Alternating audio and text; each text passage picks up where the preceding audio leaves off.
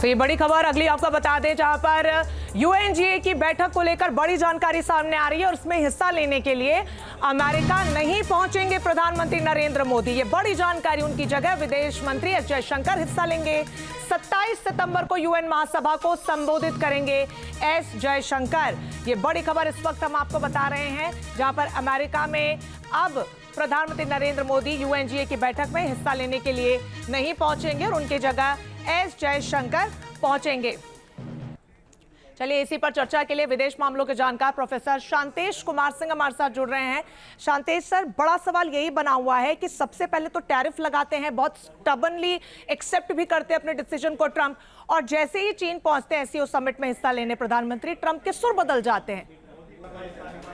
निश्चित रूप से देखिए, बहुत महत्वपूर्ण घटनाक्रम घट रही है।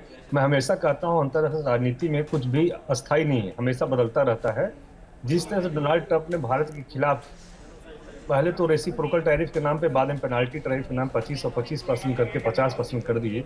एक तरह से वो भारत को प्रेशर में डालना चाहते थे और चाहते थे जैसा अमेरिका चाहता भारत वैसा चले। लेकिन भारत हमेशा से, आज़ादी से आज तक, कभी भी किसी देश का पिछलग्गू बन के काम नहीं किया है। और निश्चित रूप से 21वीं सदी का भारत तो बिल्कुल ही किसी दबाव की राजनीति में नहीं है।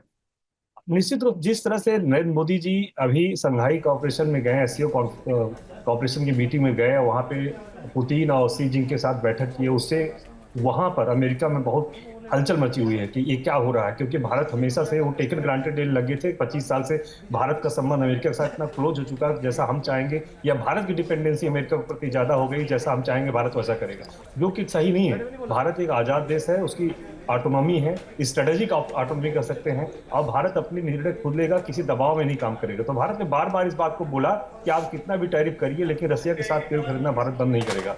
तो आप ये नहीं डिक्टेट कर सकते भारत को एससीओ में रहना है, ब्रिक्स में नहीं रहना है, और तेल नहीं खरीदना है, और यूक्रेन पे उनके साथ उनके ब्लॉक में खड़े होकर बात करना, बिल्कुल नहीं। भारत एक आजाद देश है, अपने निर्णय खुद लेता है, अपने राष्ट्रीय हितों को देखते हुए लेता है।